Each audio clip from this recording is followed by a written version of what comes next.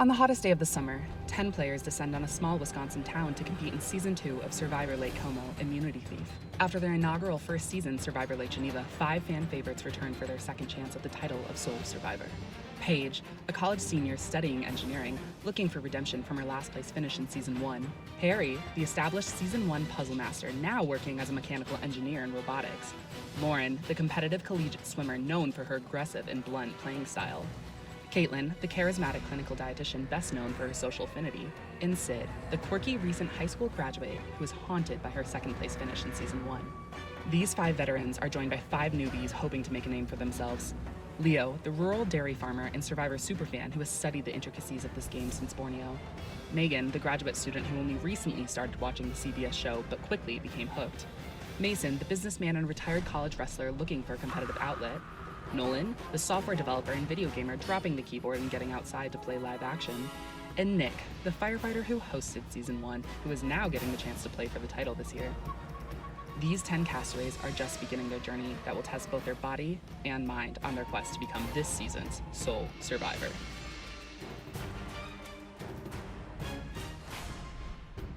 The game starts bright and early, with 10 players being divided into 2 tribes. On Autolycus, returners Paige and Lauren are joined by first-timers Megan, Nick, and Mason. On Prometheus, newbies Nolan and Leo are joined by veterans Sid, Caitlin, and Harry. Upon first meeting, both tribes feel as though they are the better group. It doesn't take long for conflict to weasel its way into the game, with Autolycus paranoid the members of Prometheus are searching for hidden immunity idols. They're looking for idols. The entire Autolycus tribe then goes on an obvious hunt, ruffling the feathers of their Prometheus counterparts, who are none other than innocently handling some beans. Just as tension between both tribes infiltrates the game, the 2 groups are led to their first immunity challenge. The first challenge takes the shape of a glorified obstacle course, with the tribes neck and neck as the players navigate the first few obstacles. Both tribes head into the sand within seconds of each other, where they are then tasked with finding a buried key. With the sun barreling down on the players, exhaustion creeps in for everyone. Dripping sweat and out of breath, Paige finally finds the key for Autolycus. With Prometheus stuck in the sand, Autolycus then has plenty of time to solve a wickedly hard tree puzzle and light their torch to win the first immunity. Back at camp, Caitlin and Sid form a tight 2 and bring in Harry to have the majority. Unbeknownst to Caitlin, Sid has also formed a tight 2 with Harry, setting her up with options for later in the game. These 3 veterans go back and forth deciding whether they should vote for Leo or Nolan. Leo's lack of confidence. I'm not good at swimming. Running is probably out of the window by now, but I am moral support. Ultimately seals his fate, and he becomes the first player blindsided. I'm really surprised by that vote. Joining the jury. After Leo's blindside, he and the viewers finally discover the meaning behind the season's theme, Immunity Thief. Members of the jury are going to still compete in challenges in order to effectively steal immunity and rewards from in-game players. Whilst the first tribal council with Prometheus was well underway and Autolycus is back at camp, Paige finds the hidden immunity idol in front of all of her tribe mates, who all collectively decide to keep it within the tribe. During the next immunity challenge, Autolycus must sit out 1 player. Megan draws the short straw and is the castaway to sit out. In a nail-biting team balance challenge, Mason tries to better his tribe's teetering tower, only to accidentally sabotage the challenge, giving Prometheus redemption. A visibly defeated Autolycus tribe then learns that the player opted to sit out now has the option to mutiny to the other tribe for immunity, possibly burning bridges along the way. Megan hesitates, but decides surviving even just 1 more vote is better than going out second. When the 4 remaining Autolycus tribe mates return to camp, they come up with a plan to preserve their bonds with one another and all vote in a circle, leaving the elimination up to chance in a rock draw. While Autolycus prepares for council, the newest member of Prometheus drops a bomb on the original tribe mates, telling them Paige found an idol. At Tribal Council, the 4-way tie seems to be the plan, but as soon as the players get back to vote, it seems 2 separate duos had other ideas. I know it's not 4-way. We're not drawing wrong. Nick and Mason decide to vote for Lauren, while Lauren and Paige decide to vote for Nick. In a 2-way tie, Paige and Mason revote, which leads Nick to the snuffer as Mason decides to flip against his ally in fears of a rock draw. Almost 2 hours into the game, the 2 tribes are led to their first reward challenge, in which players must carry mushy beans, gooey pasta, and greasy chicken to their team's bucket using only their mouths. With a tray of fries at stake, some of the not yet hungry castaways debate whether the challenge is worth it. Ultimately, Nolan, Mason, Harry, and Sid pull out a win by only 0.2 pounds. After cleaning up, the winning foursome bonds over their fries, and then the 8 players are led to their third immunity challenge. The Castaways learn the tribes are no more, but to officially make the merge, they must survive one more vote. The in-game players also learn that the jury is back to compete in challenges, with Leo and Nick making the jury's challenge debut. In this partner endurance challenge, Caitlin and Lauren outlast Harry and Mason to take immunity. Back at camp, with 6 people on the chopping block, names are thrown around that seem to land on Megan because Paige feels bitter about being dropped in the water during the last challenge. Megan, feeling the pressure that she's going home, goes on a scrambling rampage, talking to anyone and everyone offering up any alternative. The only other alternative that piques someone's interest is when Paige's name comes up. Caitlin is intrigued with the idea of sending an immunity idol out and slyly gets the 6 others on board. Lauren considers whether or not she should tell Paige the plan in hopes to burn the idol while still getting rid of Megan because she feels threatened by Megan's ability to efficiently scramble. At Tribal Council, Paige is brutally blindsided by what she thought was her alliance, with Nolan cleverly throwing a stray vote on Harry in case she ended up playing her idol. After recovering from Paige's cold exit from the game, the 7 remaining players reunite with the jury in their 4th immunity challenge, in which they must finish grotesque concoctions of food before the other players.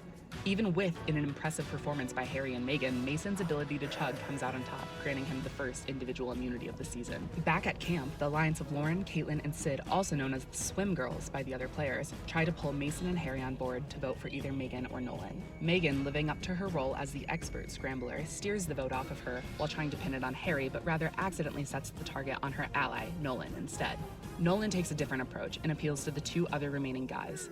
Harry likes the idea of breaking up the trio, and Nolan sways Mason to vote for one of the Swim Girls as well, pitching Caitlin as the mastermind behind the three's operation. Mason's hesitancy to vote Caitlin allows him to flip it onto Sid.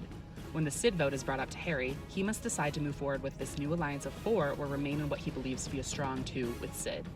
Ultimately, at Tribal Council, I think there were 3 for Nolan, 3 for Sid. Harry remains faithful to Sid and flips on Nolan, sending Nolan home in a 4-3 vote. With lines seemingly drawn, Megan and Mason head into the next immunity challenge in hopes to come out on top. In a stacking endurance challenge, Mason outlasts Harry for his 2nd immunity win in a row. With the obvious eyes on Megan, she reverts back into scramble mode and pitches exactly what the Swim Girls were thinking. Harry and Mason are big physical threats, as seen by the last 3 challenges. To stay in the Swim Girls' good graces, Mason also convinces them Harry was the person to vote alongside Megan and Nolan at the prior Tribal Council. With Mason immune, the Swim Girls struggle to decide whether to take out the physical or social threat. At Tribal Council, considering Megan's the only player on the wrong side of the numbers based on the previous council, she reveals and plays a hidden immunity idol on herself she found just before Nolan's departure. Despite all signs pointing to her needing the save, she ends up burning her idol as Sid does not return the favor. I hate betraying Harry like this. And chooses to cut her ally loose, and the Swim Girls decide to oust the physical threat instead and send Harry to the jury. Roughly 8 hours into the game, the in-game players are noticeably feeling the effects of hunger, just in time for a food reward challenge. I think I'm losing my vision, so I'm really excited for this challenge. In a touchy subject-style challenge, Castaways are tasked with spilling their thoughts and opinions on players within the game. The in-game players proved to the jurors they truly have a better grasp on what is going on around them, with Caitlin easily taking home the 1st place burger and fries, followed by Sid taking 2nd, and Megan tying with the recently departed Harry for 3rd place. After the winners temporarily satiate their hunger and the losers try to maintain their sanity, the final 5 go into their 6th immunity challenge. In the most elaborate challenge yet, the in-game players go head-to-head with the jurors in part 1, trying to ensure the jurors are not awarded with the power to secretly take away an in-game player's vote at the next Tribal Council. Even with Paige and Harry's puzzle prowess, allowing the jurors to almost catch up to the in-game players, the final 5 pull out the win, which allows them to advance to part 2 of the challenge to determine who will win individual immunity. The final 5 go up against one another in a fire puzzle, with all but Sid in the running for the necklace the entire challenge. Caitlin and Mason run into a roadblock, and even with Megan's come from behind, Lauren ends up building her fire the fastest to secure her spot in the final 4. Mason and Megan know they are in the hot seat. With his life in the game hanging in the balance, Mason pulls out all the stops. He threatens the Swim Girls with a fake idol, hoping they will split the votes on Megan. Knowing Megan's best option is to vote for him, he also convinces her to vote Sid instead, in the hopes Caitlin, Sid, and Lauren are threatened enough to put 2 votes on Megan, thinking she will put 1 on him, resulting in a 3 for Megan, 1 for Mason, 1 for Sid scenario, sending Megan out. Unfortunately for Mason, the Swim Girls call his bluff and it ends in a 2-2 tie between him and Megan. Sid and Lauren seal his fate with Caitlin throwing a pity vote off of him. Down to the final four, and with a summer storm approaching with a threatening glaze, the game kicks it up to high speed. In the final Quiz Bowl style reward challenge for various merchandise, teams are randomly chosen in a 3v3v3v1 scenario, with Mason fittingly making up the team of one. The teams of Caitlin, Harry, and Leo tie with that of Lauren, Sid, and Nolan, with the latter coming out on top in a sudden death showdown. Shortly thereafter, the final four are led to their final immunity challenge. Due to the impending storm, all of the jurors opt to sit out of the most physically and mentally draining challenge of the day. In a challenge involving endurance running, memory association, and basic algebra, the graduate student, believing she is in a do-or-die scenario, takes her first individual immunity win. With only a little time to strategize and the swim girls regretting their decision to take out Mason, believing they would have beat him in the final challenge, the swim girls alliance turns against one another. Megan and Caitlin had forged a strategic bond stronger than Megan's relationship with the other two, tracing back to the Paige vote early on, and with Caitlin's perceived tight two with Sid, Caitlin felt as though she had three on Lauren. Unbeknownst to Caitlin, Sid prioritizes her relationship with Lauren, which forces another 2-2 tie. Due to the lack of a fire-making challenge, and in a rock draw situation, Sid would be the player snuffed, she makes the obligatory decision to cut ties with Lauren on the revote, I already know that these snakes are voting me off. sending her to be the final member of the jury. And now we are left with three. Three players who have struggled. I don't really know what's going on right now. That was pretty the best building I'm going. No, it wasn't my first choice. Blundered, Messed up. Wait, is that my bucket? No! I feel like I played mine at the wrong time. and underperformed Megan's the first one out. I'm gonna do this for 10 minutes. You're gonna do like 5. But how much time is it? at many points in the game, all with a unique story as to how they got to the final three. Caitlin, the clinical dietitian and retired college swimmer who navigated every single relationship in the game with potent precision, relying on her charisma to build safety nets and spin webs of lies to oust her opponents. With a critical immunity win at the Merge, Partner Endurance Challenge, being the last girl standing in the Keeling Kleptomania Immunity Challenge, and a personal and recalibrating moment in her Know Thy Enemy win, where she literally wrote her own name on the question, who is going to win this game? Caitlin was also a poised challenge threat. She successfully positioned herself on the right side of every vote, with one exception where she threw a vote off Mason in pity, knowing he was going home either way. This is only one example where she made sure there was always someone else or multiple people who could take part or even most of the blame while voting out the other players, even in times it was her idea. Even with her competitive physical presence and impressive social maneuverability, Caitlin positioned herself as a socially strategic powerhouse, but did her position at the top leave a bitter taste in the jurors' mouths?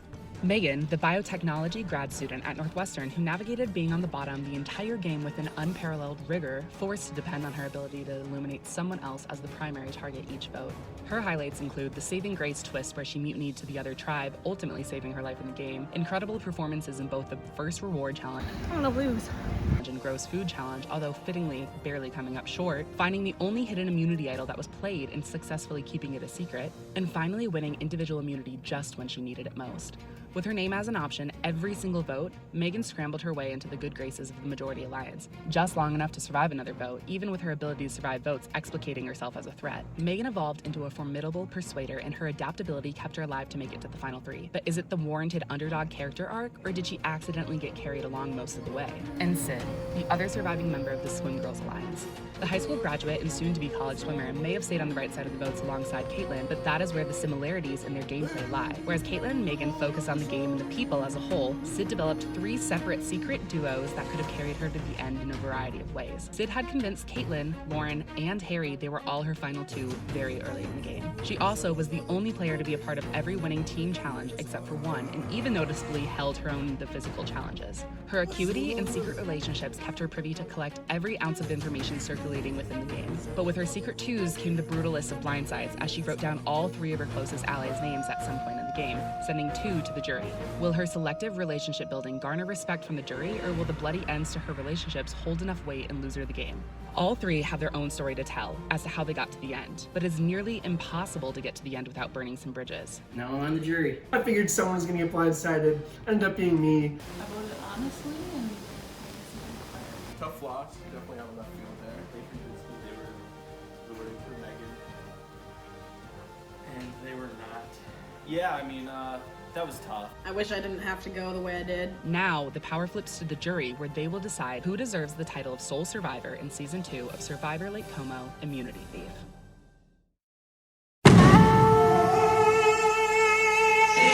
Oh,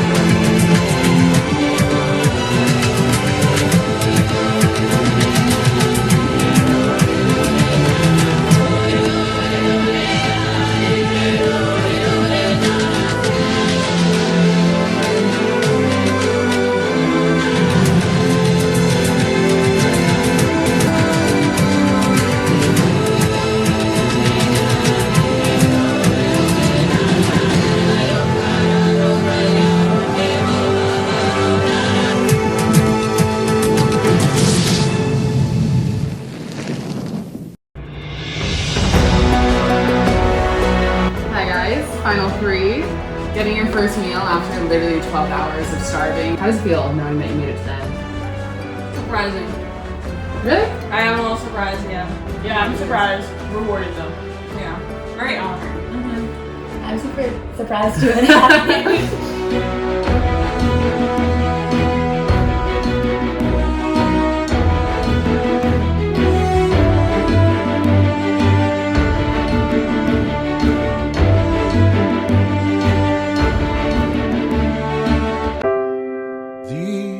So Megan, congrats. You have made it to Final Tribal Council.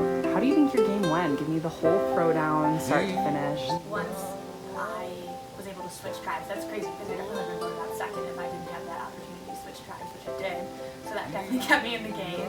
Then once we switched tribes and we went to merge, then it really was just trying to keep me as far as we could. And then once it was clear that Caitlin switched and Sid were like super strong alliance, trying to get one of them out, which obviously didn't really work until the end. Yeah, I definitely tried to work with Mason and Nolan and Harry. And then Harry ended up going back inside with the girls. And then Mason played me a little bit, whatever, a little bit, but it still didn't work out for him. So I think that it was great that the final challenge I got to win because I think that the girls kind of wanted me to go along with them so that they could potentially win the final challenge. It was kind of like a crazy moment that I was able to win and stay at the game. Yeah, I've noticed you haven't taken off. Do I? No, you can keep on. You won it. I think I was like mostly honest with who I was gonna go with, and I think some challenges I did pretty poorly, and some challenges I really stepped out apart from other people. So I think just saying I clearly put my all into all of the challenges, and not that I was the biggest step, but like showing that I can win when I need to is good too. So I think just trying to like walk me through like what I did. I got a mini idol, and nobody knew I had a mini idol. I mean, maybe I should have played it when Mason was there, but it still worked out for me. I think Caitlin is definitely my biggest competition. I don't know if people will be mad at Caitlin or Sid for how they voted, so that could help me if they are. But I don't know if people specifically be mad at Caitlin, so I feel like that would be, she might have to done better for me on that, but getting as far as I did will really like show how well I was able to play the game. Everyone had a good time too, and that like I wouldn't be anything personally. I know I voted for Sid a lot, but I was just trying to get one of the girls back. I think she was like mine, so I was a little mad about that, but I know she's like me right back, so it's good. Like, you keep it, yeah, it's fair. I'm throwing your name out there, you throw mine. It was really fun.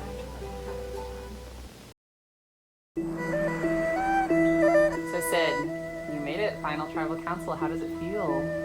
It feels good. I'm very happy I made it this far, but I have a feeling that I won't make it to the end. I won't be the winner of survival, but I'm proud of myself that I made it this far. I definitely think Caitlin and we wouldn't have done it without each other. It was a good team that had formed, and Megan, I'm not sure how it worked out that way. I started out with a good team, which really helped me, and definitely forming those alliances with Caitlin and Lauren definitely helped me through the game, because I know they had my back and I had theirs, and with voting I didn't have to worry about them screwing me over, so I'm really glad that happened. You got second place last season on Survivor, and you just mentioned that you don't think you're going to win. Why is that? You made it to the end yet again. You are in the prime position to strike and win. I have a feeling the jury, specifically Paige and Harry, are more voting towards Megan because they're mad. Definitely Harry is mad that I voted for him. I voted him out because I thought he originally voted for me in that one round where it was like tied between me and Nolan, I believe. And I thought Harry voted for me, which in reality it was Mason, and I was putting the blame on Harry. So I think he still has leftover feelings from that, and what they're telling the rest of the jury too. I think it definitely could be for them to hear like a different side of the story. So I feel like that will help me. So Caitlin, Final Tribal Council. How does it feel? It feels pretty good. I honestly wasn't sure if I was going to make it there at the end. I'm a little nervous. What do you think's gonna happen? How do you think the jury's feeling? How are you feeling? Well, see, that's where I don't know. Personally, I feel like I played a really good game, which I'm sure everyone feels that way. But I don't think people were expecting me to be as much of a behind-the-scenes leader slash like, I don't know, I felt like I was a part of a lot of the blind sides and like getting people on board with the blind side. I think the jury might question that a little bit, but I think that they all tried to deceive people, and just because they didn't get away with it, I think they should be able to respect the deceit a little bit. And personally, I don't think any of the blind sides were that bad. I think there's a little bit of a bitter jury, it sounds. I think a little bit, maybe. I'm trying to, the wheels are turning, like I need to start thinking of some responses to any jury questions, defending my game a little bit, and also explaining, like you were saying, people who win Survivor make big moves. I don't think that Meg had any big moves. So I think that that is a big selling point for me or for Sid, because I think Sid and I would tighten up the whole thing. I think if you and Sid played such a similar game, that might work against you though. Maybe. But I also think I was a little bit more of a leader than Sid was in a lot of those decisions. I'm honestly just impressed that I got this far. Because I don't think a lot of people were expecting me to get this far, and here I am. So. Well, congrats.